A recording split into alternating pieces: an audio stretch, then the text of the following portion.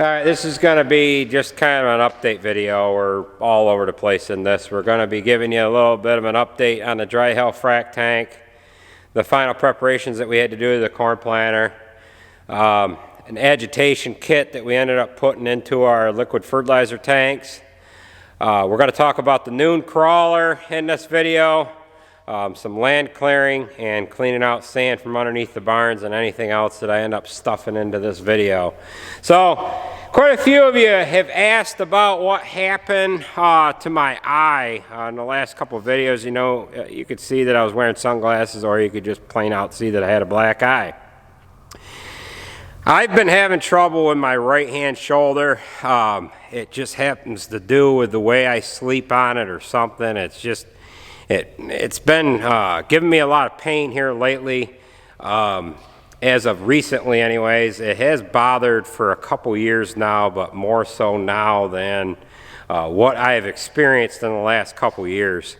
I haven't been able to get much sleep here at night, and I'm just tossing and turning. I get laid on it wrong and it bothers me, and I ended up tossing and turning the other night, and I ended up falling out of bed, believe it or not. I ended up hitting my cheekbone here just below my eye on the corner of a nightstand. It's all since cleared up now. There's just a little bit of a cut here, just right on my cheekbone. That happened like 10 days ago. So the black eye is just about gone, but a lot of you had asked in the comment section. I couldn't answer everybody, so I just ignored it, and we're kind of telling you now what happened. No big deal. We're all good to go. I don't know if I've got a rotator cuff out of whack here or what, but I'm going to have to limp it along until winter time. Like I said, it happens to do with the way I sleep on it. You're not, from what I understand, you're not supposed to have your elbow above your ear. It kind of stresses your shoulder out, and that's how I sleep. I sleep with my elbow or my arm underneath my head. So at any rate, we're going to get into the rest of the video here, and we are going to be jumping all over the place. So remember to hit the thumbs up, folks, if you like these videos. It helps the old algorithm out and all that crap, and it'll help put this video out and my videos in general out to whoever might else want to watch them. So I want to thank you ahead of time for hitting the thumbs up, and we'll see you in the comment section here after the video. Thanks for watching. Okay, we are getting set up to use this frac tank here. We've actually got it right at the home farm. The boys ended up putting some parts on here, which we're going to show you in a minute. We've had this frac tank for about a month now. The one that we had prior to this one, it didn't agitate that well, and it left a lot of sand in the bottom of it. And it actually made it too heavy for the tractor to pick the 3-point hitch up. It's got a set of cylinders on the back. You can raise the back up to be carried on the back 2 wheels. And then you raise the hitch on the front, and that's how you can transport this. This holds about 22 to 23,000 gallons. Ideally, if you could set it up on a little bit of a slope, because the pump is in the front, it works a little better, and that's kind of how we're set up right here. So the other one had more or less a flatter bottom in it, a wider, flatter bottom than this one does. This one's got a flat bottom, but it's V-shaped. And the way the unit is set up, there's agitation ports running from the back to the front, and it can run the material, suck it in through the pump that's in the front, push it through a pipe, and then it ends up shooting down with jets to rinse the floor down so that you can keep the heavy solid material suspended in the manure. Now we're going to jump up inside there in a minute. There are 4 agitation ports on this one. They look very similar to a spread plate that's on a spreader. The back one's got a little bit of a drop on it to where that one's a little closer to the floor, and the first 3 didn't have that drop on there. They were mounted up a little higher to the pipe that's about 3 foot off the floor. So, and Dryhill has built, as far as I know, only 2 of these that are set up this way. We've got one, and there's a farm to the north of us that has another one. Now they might have since built more of these like this. They were kind of a prototype because they wanted to make sure that they were going to agitate better before they built more, and I imagine by now they're building them all like this. So we're going to jump up inside. We're going to show you the agitation ports. Jared and my nephews ended up putting the extensions on the spread plate / agitation ports here a little while ago. It did a good enough job without them, but they felt that we might be able to improve agitation just a little bit more. And what you're going to see in the tank is the amount of material that has been left moving from the last farm they were at, and we've been just moving it like this. Before, it wouldn't agitate well enough, and we'd actually have to get in there with a trash pump and rinse the stuff out because the tractor wouldn't lift up the frac tank in the front. So we're going to jump up on here. I'm going to show you them ports quick, and there's not even 6 inches of material left in the bottom. All right, we are looking down in from the top side, and as you can see, this is V-shaped. The bottom is maybe, I don't know, 3-4 foot flat, 3-4 foot across at the flat part. And what you see in there now is just the material that was left from it not cleaning out any more than it did, and that's pretty good. There's not much in there. What they ended up putting on, and you can barely see it, but on the pipe going from the front to the back, there's 4 ports on there that do the agitation. And if anybody's familiar with a spread plate on a spreader, that's exactly what is on there. And those agitation ports right there, the first one, the second one, and the third one, they were mounted up higher. And what the boys ended up doing is they ended up putting extensions on the first 3. That extension's maybe 18 inches long, and that's going to allow this to get them agitation ports closer to the floor. We're going to see if that does a better job than what it's doing here now. If it does a better job, it's actually going to have that rinsed right down to nothing. So we're going to try this out here for a couple days, see if that improves anything. It really doesn't need to improve anything much more than what they have already done with designing the frac tank this way, because this works. This works right now just the way it was prior to putting those 3 units on there. Well, here's what we got going on today. We've got everything set up on the corn planter. We ended up putting all this 4-link closure frame assembly on number 1 and 2. We got those from Schaefer here a little while ago, and then we're running the Mohawk closing wheel on let's see, rows 3 through 15, and then we got an open cast Mohawk closing wheel on 16, and then these are their spiked tooth closing wheels here. Now, when I initially put these 2 frames on, I actually had this frame was off kilter a little bit, so I just straightened this here now, and I've got a blown hose that I've got to fix.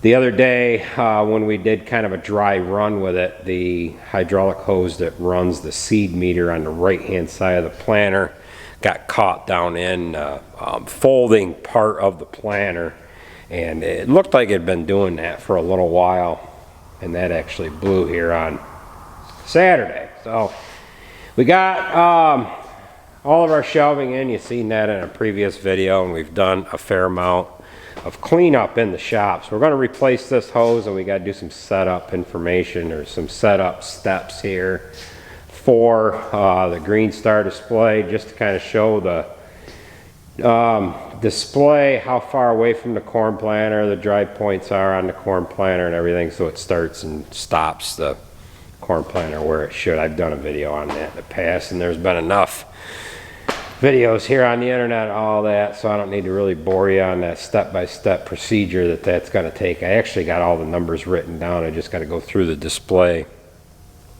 and make sure everything's inputted in there correctly. Now, we end up running, I end up taking the drawbar out of the tractor because I worry about these hydraulic hoses getting caught on there. So I'm going to pull the drawbar out, and then I also take the jack stands off. I just worry about, I don't know how far they would come into here turning, so we usually just take them off. They just slide out the bottom, then we don't have to worry about bending up our frame pieces here. So we're going to get after getting that hydraulic hose off, and then I've got some plumbing parts to put into our fertilizer tanks so that we can agitate them. We're going to get into that as well here.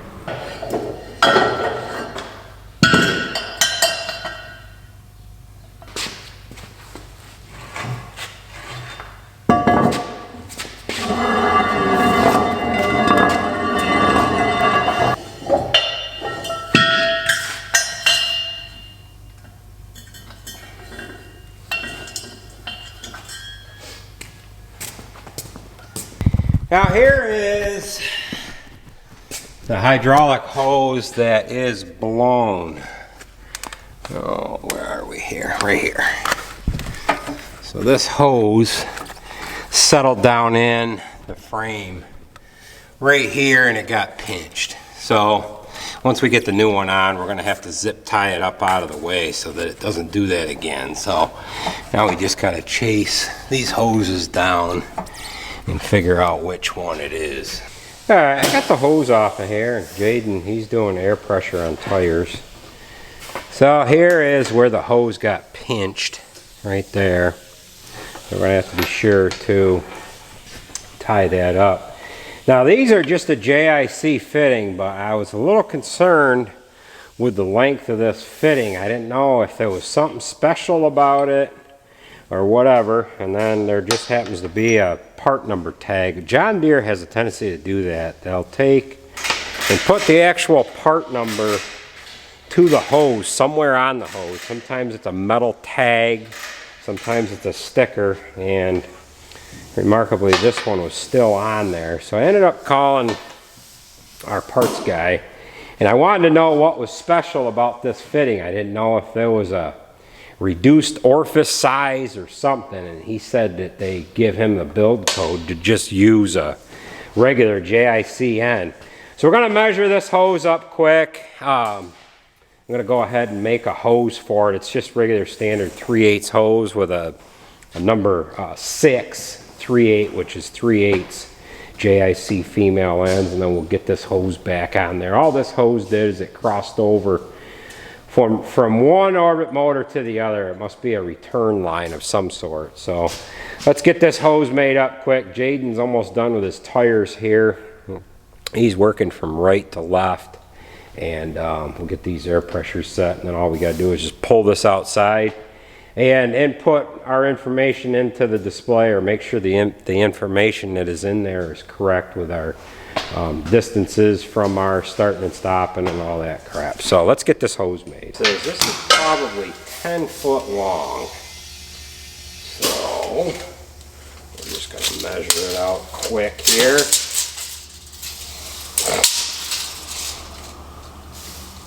And it is 9 foot long.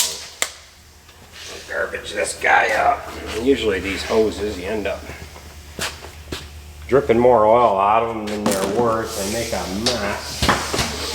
So we're just going to pull off a length of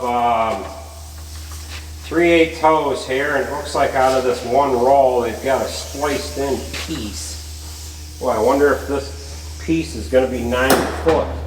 See what they did to me here? You get a 250 foot roll of hose, and they end up making it out of multiple pieces. Now if this is 9 foot, this will work out, but if it's not 9 foot, then I have to save this for the next job that might not work.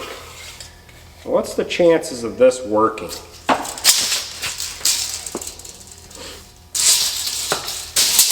This is going to be damn close. Oh wow. I've got Well, it is going to work and it isn't. I've got a 10-foot length here, and I'm going to end up cutting off about 10 inches. So I'm going to take the little grinder here.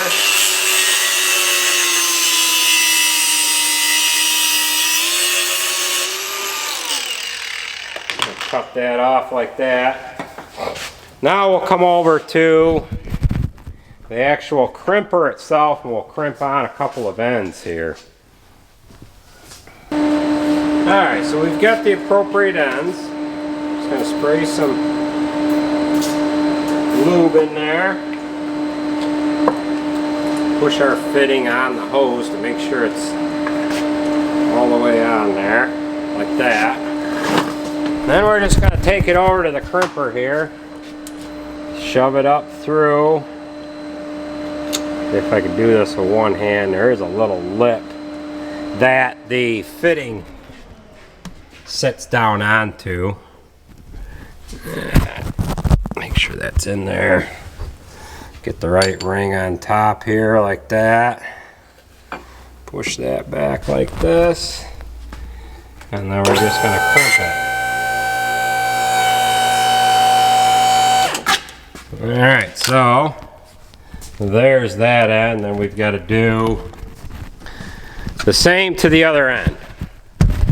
So this hose is going to use the same fittings on each end, which is the number 6 JIC 3/8.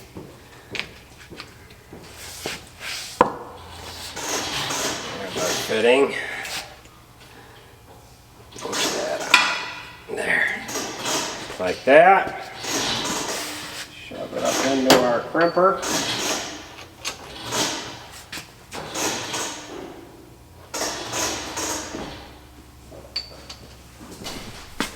And we'll push this guy back.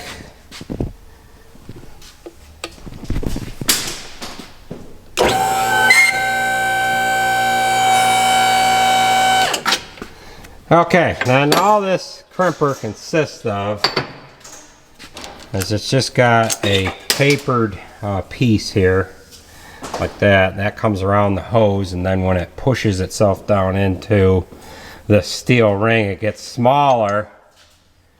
Therefore, when it gets smaller, that collet squeezes around the hose, and then you get a nice crimped on fitting. Now this hose here should be good for like 4,800 pounds or something like that, or 5,000. 5,800 PSI. Let's get it over in daylight here. So this is Weatherhead. This is the Z style ends that we're putting on, and this 3/8 hose is good for 5,800 pounds of pressure.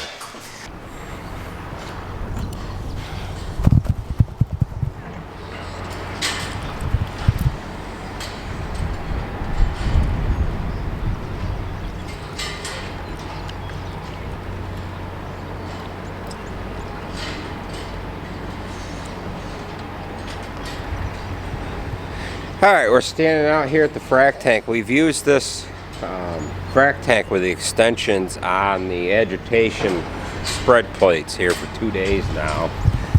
You kind of seen a clip here a little bit earlier of what this looked like down in here prior to putting them extensions on there, and there isn't much left in there. It's probably 50% better than it was. So that's pretty good. So this is agitated out really well. It didn't need much of an improvement, but they wanted to send us those extensions that go between what looks like a spread plate and the pipe running the length of the tank here.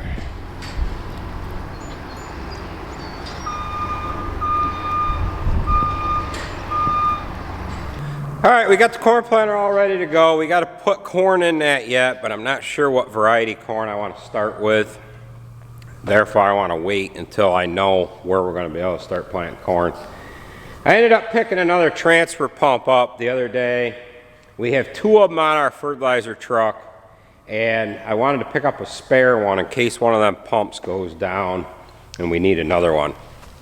So I got to mount that transfer pump to a piece of treated lumber. I've got a 2x12 over there on the bench. I'm going to cut that, bolt the pump to it, and then in the event one of them pumps fails, I can just unbolt the one from the back of that liquid fertilizer truck and bolt this one on there. But we're also going to use this pump for agitating our liquid fertilizer tanks. We have a fair amount of zinc mixed into our fertilizer, and last year I had the filter system and everything ended up getting plugged up on the corn planter because the zinc had settled out of the fertilizer because it had been setting in the tanks for 3 or 4 weeks. So what we're going to work on, we're going to get that mounted up to the board there, and then I'm going to drill a hole in our fertilizer tanks and put a fitting on the top so that we can just circulate the fertilizer through the tank to get them agitated, and that's what we'll use that spare tank for. So, alright, we're going to start putting our agitation kit together here.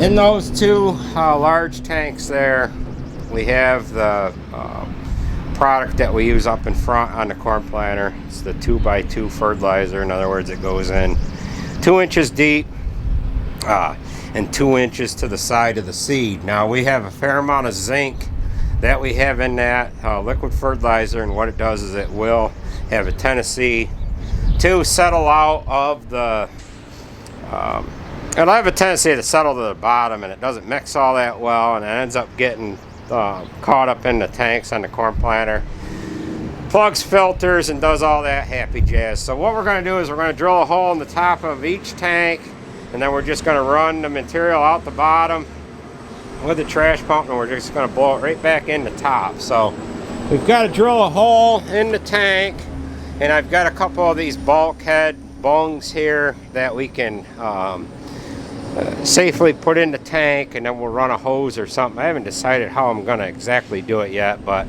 we're going to run a hose down off the side, and then we can hook it into the trash pump and then just blow it back in and let it run for, I don't know how long you'd have to let it run for. We're just going to have to kind of figure that out as we go here. So we've got to drill a 3-inch hole in the top of each tank.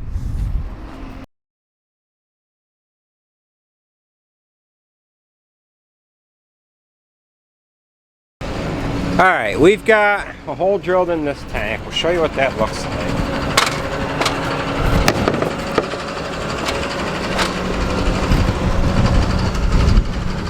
So here's the hole that we have drilled in the tank, and these tanks are pretty good and thick. They're probably 3/8 to a 1/2 inch thick. We got that cleaned up pretty good.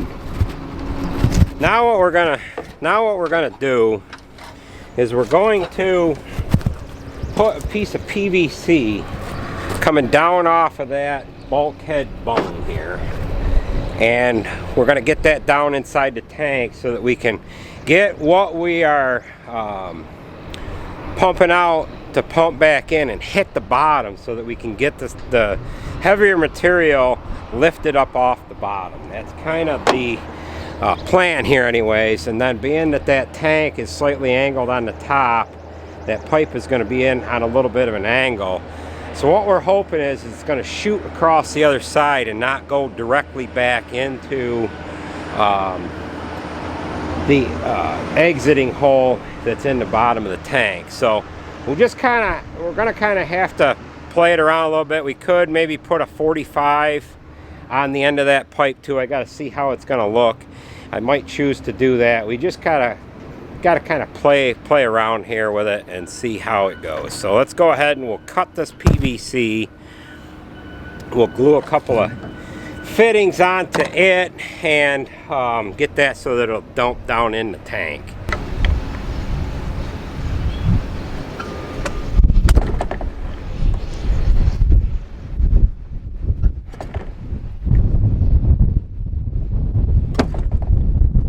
Alright, so got that on there. Now I'm really not sure what kind of an angle it's it's going to have, because the top of that tank slopes down, so I'm thinking it's going to be on an angle by about like that. So let me see if I can muscle this into the tank without dropping it in. Another idea I have is to put like a 45 on there like that, and then if it's angled in the top of the tank like this, it'll swoop that way. I think that's not a bad idea. Just like that. So that might work pretty good. I think I'm going to go ahead and glue this on there, just to glue it on there. I think it'll help us out quite a bit. Just because when you put material into a tank, doing like what we're doing, and you've got that flow rushing into the tank, and I've learned this with doing hydraulics, the material that's going in the tank, if it is going in fast enough, it will actually find its way right to the suction side. Oil, for example, when you're returning hydraulic oil back to a reservoir, you want that oil to go in and not make it back through the pump, because that oil is going to be hot, so you want that oil to have a chance to sit in that tank for a while to cool down. You want the oil that hadn't been used in a while to go in. So we'll just shove this 45 on there. Alright, now we need to mark the side of this pipe, so when we get it in there, we've got it facing the right way. So that's going to be right there, and maybe I can put a little mark on the top, and I'll put a little mark on the inside, just so that I can see and know where that is, so when I nut it, put the gland nut on, I get it in the right orientation. So let's go ahead and put this on there, then we'll come back to you. Okay, that was a success. I was worried about dropping that damn thing in the tank, but the only thing, one thing I did almost drop in there was my cell phone out of my pocket. So I'll show you what this looks like. It's threaded up through the tank. Now we can put a fitting on here. There's our black mark, so we're shooting off that way anyways. And this is what the material looks like inside the tank.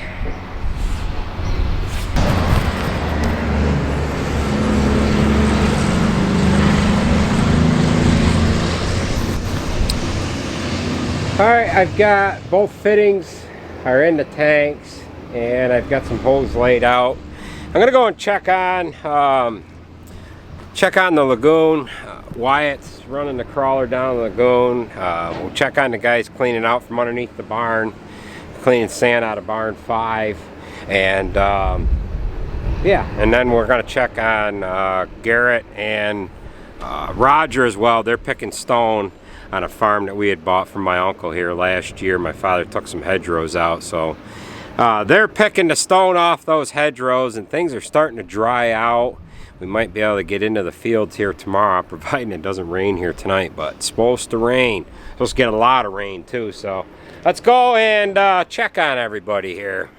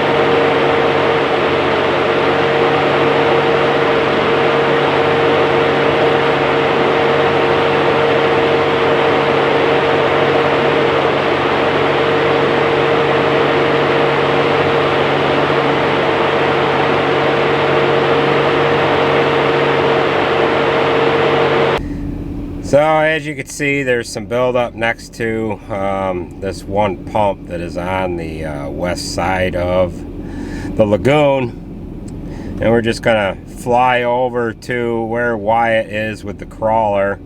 We've had this crawler since 2014, I believe, and this lagoon holds 5.5 million gallons, and prior to having this crawler, there would be anywhere from 5 to 6 foot of solid material in the bottom of this lagoon.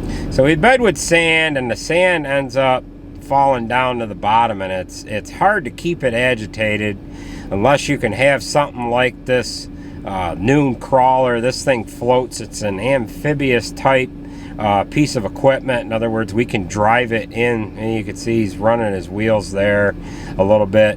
It does have propulsion to it, if you call it that. It'll move around like a boat would. There's a gun on the that you see sitting off on the one side and the one end. That is considered the front of the boat, and you can kind of see the solids getting worked in. He's penetrating it with that front gun, and then we'll move around the back side of the crawler, and you can almost see a hydraulic cylinder on the back of the unit, and there is a Y pipe on there, and that's what controls the forward and back movement of the crawler. We'll just kind of get up a little closer here, kind of fly around it. The wheels are, like I said, used to drive it into the lagoon, and then he's not touching bottom there, but he's kind of using the wheels to chew up what sand is on the bottom, because it doesn't really want to float itself through that thick material. I'll just kind of move around here a little bit. You can kind of see what this looks like here. So let's see, the solids are just kind of mixing themselves in slowly.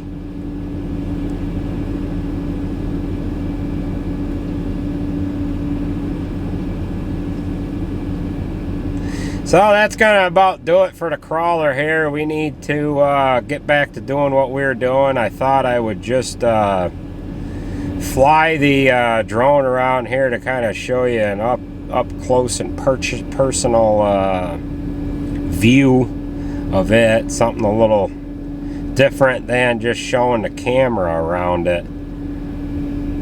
We'll just spin around. So we're on the northeast side of the lagoon, and we'll show you what the pumps look like from this angle here. So there's a truck filling with manure now. We use 2 pumps so that if 2 trucks show up at the same time, which that's happened on quite a few occasions here today, we do that so that we can keep the manure flowing.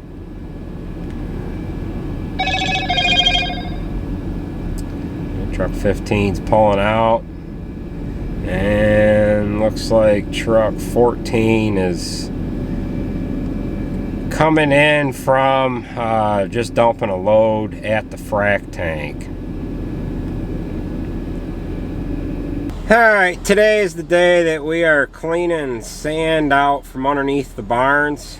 The sand settles out of the manure, and this outside storage is like 60 or 80 by, it's either 60 by 60 or 80 by 80, and we have this set up so that we can back a spreader down into it and dig the sand out of it. Now the pit that goes underneath the barn here, that opening just to the right of the skid steer, is 8 feet wide and it's 8 feet deep, and it runs all the way across the barn there. And then the alley scrapers end up dumping the manure into that slot opening that runs kind of through the center of the barn, and then the manure flows outside. But Being that we bed with sand, the sand settles out of the manure, and we have to go in there three times a year and clean out the sand that is in that, in that little trench there, that 8-foot trench. So I don't know if we can get down to be able to see that or not, but let's see if we can.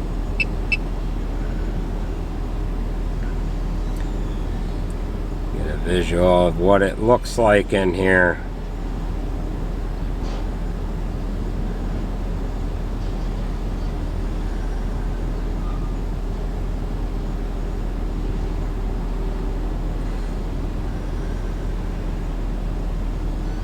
Alright, so the farm that we are on now, Roger and Garrett are actually picking stones off the hedgerows that my father took out. Right to the left side of my truck here, we had a hedgerow that ran the whole length of the field here. You can see the black spots down through here where my father burned the old hedgerow. This farm we ended up buying from my uncle here last year, and there was a hedgerow that ran north and south right here. I don't know how much flying I can actually do with this drone. There was another hedgerow that ran over there where you could see that dirt trail kind of running up through the center of the field, kind of running parallel with the hedgerow to the south there and perpendicular to where that red pickup is sitting. I don't know how much flying I'm going to actually be able to do here. The wind is really wreaking havoc on the drone. We're going to try flying over here. But when my father and my uncles were farming together, I can remember coming up in here quite a bit, helping my uncles do field work. And there was actually another hedgerow that ran, let's see, this is the one my father took out right here. And if I can remember right, when I was a kid, there was another one that ran like right here, running kind of parallel with the one that's next to my truck, which is way up on the hill there. So, well, no, let's see. That hedgerow was actually right here, from what I remember. Yes, it was right here. So there was another hedgerow at one time that ran up through, kind of facing right straight in front of the drone. And then there was a hedgerow that ran east and west, about right there. And then there was a hedgerow. This hedgerow ran all the way across through here somewhere. And then this is broke up in quite a few fields. And then there was a hedgerow that ran through, coming right off the corner of the woods right here. So this was broke up into like 4 or 5 fields. Last year when I was flying the drone during a live stream planting corn, I was right about in here, right here, and this is where I ended up hitting the tractor with the drone, and I ended up flying over the top of it. Now another hedgerow that my father took out last year was, you could kind of see in between these 2 fields right here. He ended up cleaning down through the side of the woods there. And then there was a hedgerow that ran east and west right up through here. Roger and Garrett have been diligently picking stone here all day with the skid steers. They picked some stone in here yesterday as well. There's a lot of stone on this farm. They have picked a lot in the last couple days, and throughout the years, my uncles have picked a lot through here too. You could see the damn stones in the woods here, just piled 6, 8, 10 feet tall. There's a whole row of stone there. And this is some stony ground, but it's some gravelly ground, and it grows really good crops in here. So you can see all the stone in the woods there. So we're gonna get this drone back to the truck without crashing it here, but and just kind of cleaning things up. Before we plow this, we're actually going to try injecting manure up in here, but we need to be able to drive on the field with the trucks in order to get the frac tank up in here and just hammer a good amount of manure. So the other hedgerow. This end here is way up in front of my truck, so this hedgerow ran down, ran north and south here, and you could see the spots where the trees and stuff were burned here. So this is going to open this up quite a bit. There's just over 90 acres in here, and it's going to make things rather nice. So we're going to get back to the farm now. I just thought I would throw up the drone and fly it around a little bit here.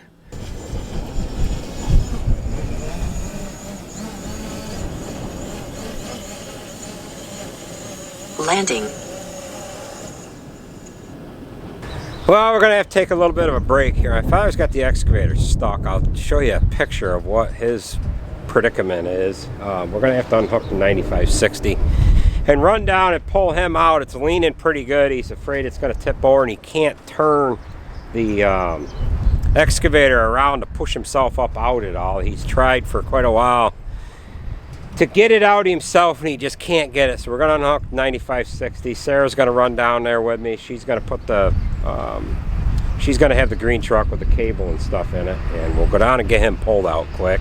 Then we'll come back, finish this job up.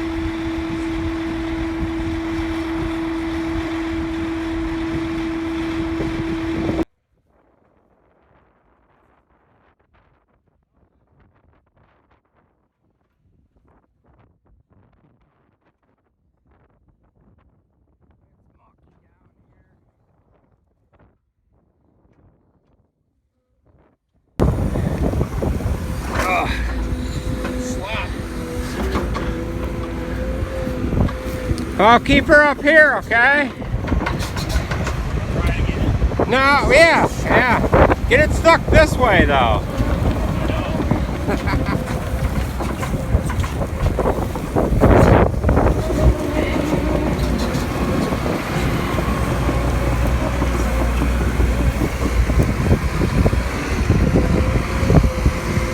You can see the marks on the side of it where it was against that bank. They thought it was going over. Randy brought his backhoe down in and dug it out a little bit. But this is an open ditch that he's just cleaning out right here.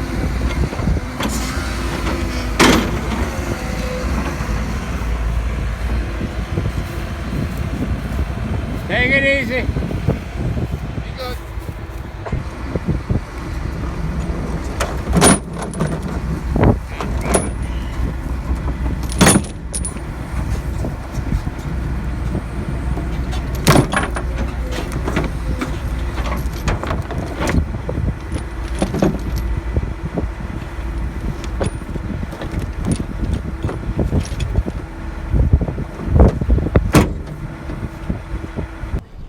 Okay, we are back from getting him pulled out, and I went and hooked up a bunch of these fittings here, and I've got everything ready to go. We're going to go ahead and get this thing started up. We're going to start in agitating.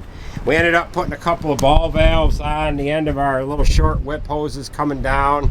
I've got a 5-foot piece of PVC in this tank here with a 45 on it that's hopefully going to shoot it across to the other side. And then we've got a 6-foot piece in the larger tank there. Now I put a short whip on each tank so that I didn't have to climb a ladder when it come time to hook our hose up here. So we're going to keep this trash pump up here, and we're going to be able to use this pump to load the truck with as well. I've got a long enough hose on here to get to the truck, and I won't have to unhook stuff on the truck to use the pump on it. So we'll go ahead and get this thing started up, get this thing agitating. I got to get a ladder back up to that tank there, and we'll show you what it looks like on the inside as it's agitating here.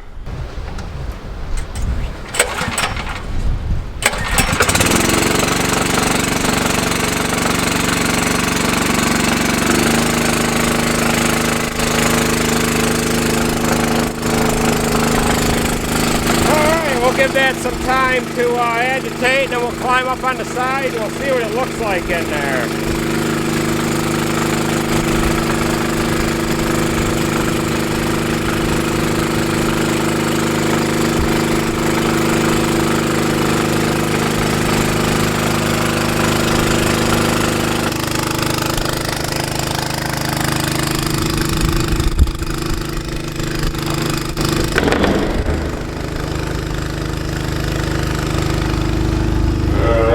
Pipe going in, and then you can kind of see the movement in the material in there. So we'll let this run for a while.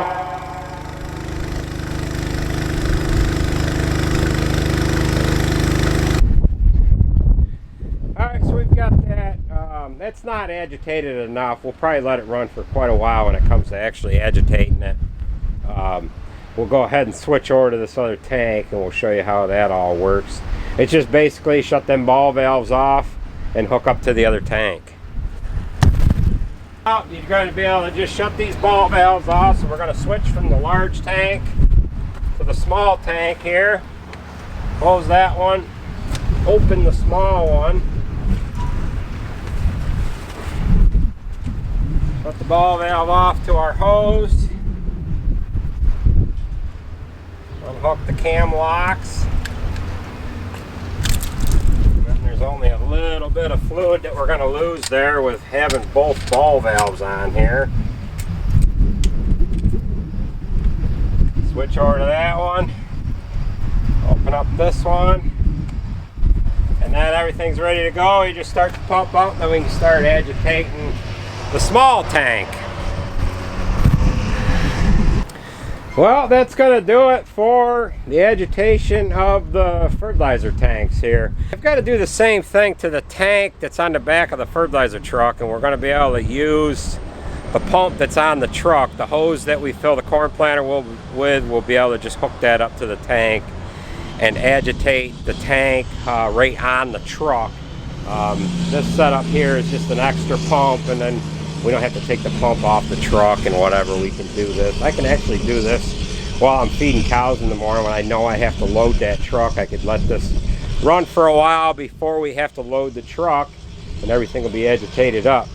So I guess that's going to do it for this video, folks. I know this video was quite long. I just had a bunch of content that I just figured I would just wrap up into one video, and I know I was jumping all over the place, but it is what it is. So with that being said, I want to thank you for watching. Remember, hit the thumbs up, helps the old algorithm out, and drop me a comment down below, and we will catch you at the next one. Thanks again for watching, folks.